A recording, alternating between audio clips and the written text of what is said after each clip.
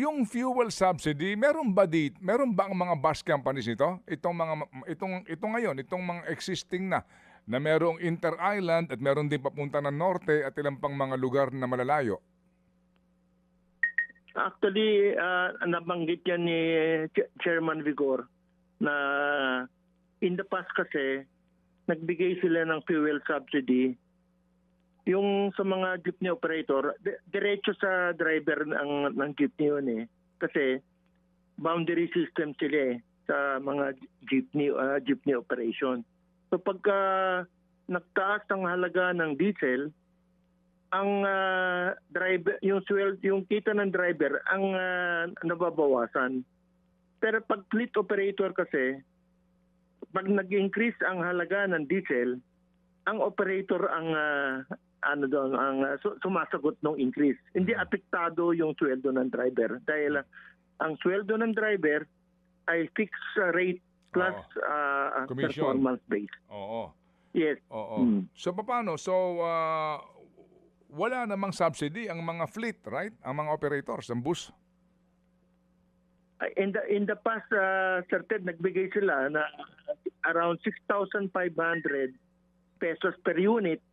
Pagka franchise yung unit mo, one time lang yon, one time. Kaya nabanggit nun namin kay Chairman Vigor na hindi acceptable yon kasi yung ang provincial bus malayo ang mga tinatakbo niyang ruta.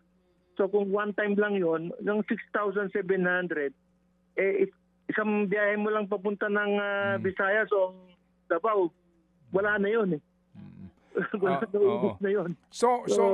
Hindi makakatulong sa amin yun. So halimbawa itong Victory Liner nakatanggap ito ng subsidy?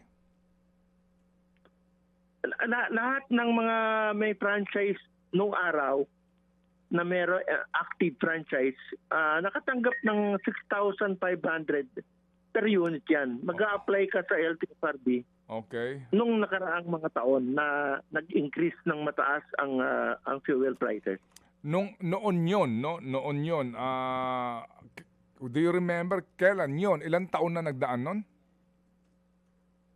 I think kung di ako nagkakamali sa TED, mga nung pandemic yun eh. Kasi nung pandemic kasi nagkaroon ng subsidy dahil nga ang inaalaw na capacity lang na pwedeng isakay, mga nasa 50% lang eh. Okay. So maraming mga bus companies na ayaw bumiyahe dahil 50% lang ng capacity ang pwede mong isakay.